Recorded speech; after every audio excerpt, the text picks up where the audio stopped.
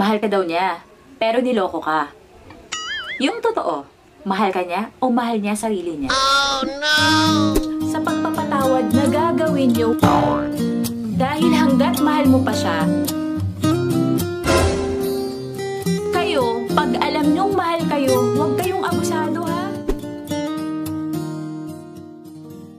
Hi mga besh, this is Bea and welcome back to my channel. At kung bago ka lang sa channel ko, kagaya ng bagong nanloko sa'yo, subscribe na besh para naman updated ka sa mga bawat videos, love advice, at bawat real talk na gagawin ko. At ngayong araw na to ay babasahin natin ang isa sa mga tanong at comment ng beshi natin. So yung tanong niya, Ma'am, mahal niya daw pero bakit niya ako niloko? Nakapundar na kami ng mga bagay para sa kinabukasan ng aming mga anak. Alam mo, minsan ito rin yung isa sa mga tanong ko no? Bakit nga ba tayo nagagawang lokohin kahit na binigyan na natin yung buong buhay natin, no? Medyo sakit naman ang topic natin ngayong araw na to. Charot! Alam niyo ba na ang panloloko o pagluloko ay may pinagmulan yan? Parang anak ng isang cheater, gano'n. Gusto niyo malaman? Start na tayo. Number 1, hindi sila kontento. May mga klase kasi ng tao na hindi nila nakikita kung ano yung halaga ng pag-aari nila. Like ikaw, ginawa mo naman yung lahat. Sinakripisyo mo naman lahat. Pero still naghahanap pa rin talaga sila kasi nga wala silang kakontentohan. Number 2, come what may person. Sila naman yung mga klase ng taong mahal ka, pero hindi nila kayang paglabanan yung tawag ng laman.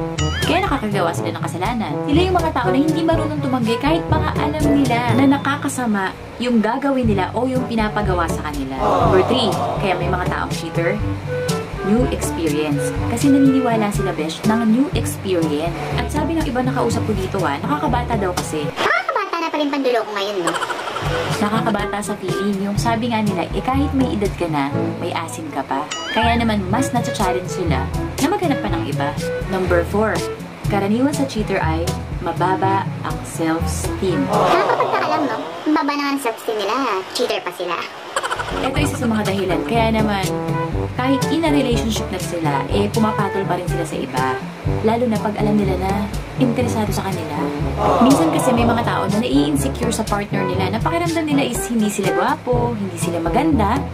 Kung minsan kasi, kung sino pa yung partner natin, yun pa talaga yung nagdi-discourage sa'yo, no? Yun yung hindi sumusuporta sa'yo.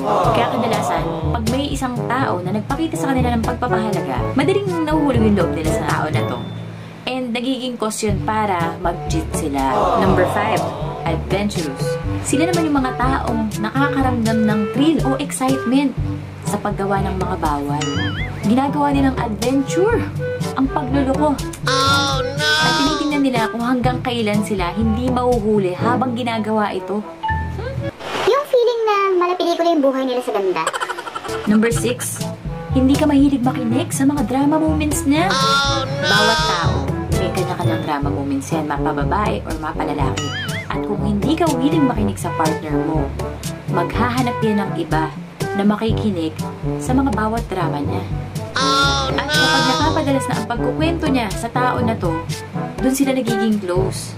At nagkakahulugan ng loob na yun din yung nagiging cause na mag-cheat siya sa'yo. Kaya naman kung gustong magkwento o mag-open sa'yo ng partner mo, besh, pakinggan mo kasi alam mo na kung anong nangyayari. Number 7, long distance relationship.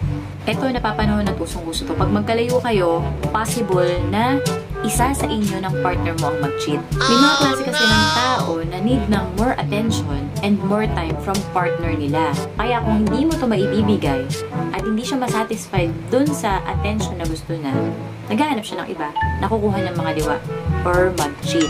Number 8, pagganti sa partner. Kung minsan mo na siyang nasaktan o nakagawa ka ng kasalanan sa kanya, ibabalik at ipaparanas na sa'yo yung sakit na naranasan niya dun sa ginawa mo sa kanya. Kung minsan, kaya siya gumagawa ng ganito kasi nagsiselo siya at yung nakikita niyang paraan para makatch yung attention mo is gantihan ka. Kaya siya nag-cheat. Number 9, wala nang kilig sa relationship niyo. Ang relasyon sa simula, puro mga pabebe moments at puro mga kilig moments.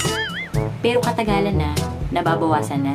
Alam niyo ba na maraming nagsasabi na kaya nila nagagawa na pumasok pa sa isang relationship kahit meron pa silang partner is napafall out of love na sila sa partner nila.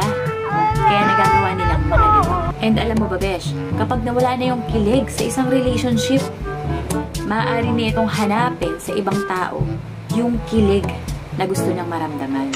Kaya kung ayaw mo mawala yung partner mo, araw-araw mo pakiligin. Bakit may mga taong cheater? Last but not the least, number 10. Wala kasi silang maayos na relasyon sa Lord. Alam mo ba na kung may maayos na relasyon sa Lord ang partner mo, hindi niya gagawin yung lahat ng mga bagay na sinabi ko from 1 to 9. So, yun lang mga besh. At kung nakarelate ka, pakibigyan naman ako ng isang like at share mo na rin para malaman nila yung alamat ng mga taong cheater. Eto, real talk mga besh. Alin man sa mga sinabi ko, yung dahilan ng pagiging cheater nyo sa partner nyo is hindi pa rin tama. Remember what Bible said in James 4:17? So whoever knows the right thing to do and fails to do it, for him, it is sin. Na kung tatagalugin natin, ang nakakaalam ng tama at hindi ito ginagawa, nagkakasala. Kaya ano man yung dahilan mo, mali, nalokohin mo yung partner mo. O yun lang mga besh. At muli po, ako po si Pretty Bea, ang inyong love guru na pretty na, maganda pa. Bye mga besh. See you all on my next video. God bless you and keep safe. At para naman sa mga nakaranas ng panloloko, alam niyo ba mga besh na ang pagpapala ng Lord hindi lang sa mga taong dumarating sa buhay natin, kundi pati na rin sa mga taong inaalis na sa buhay natin. Because God's plan for you is always the best. Kaya ngiti ka na.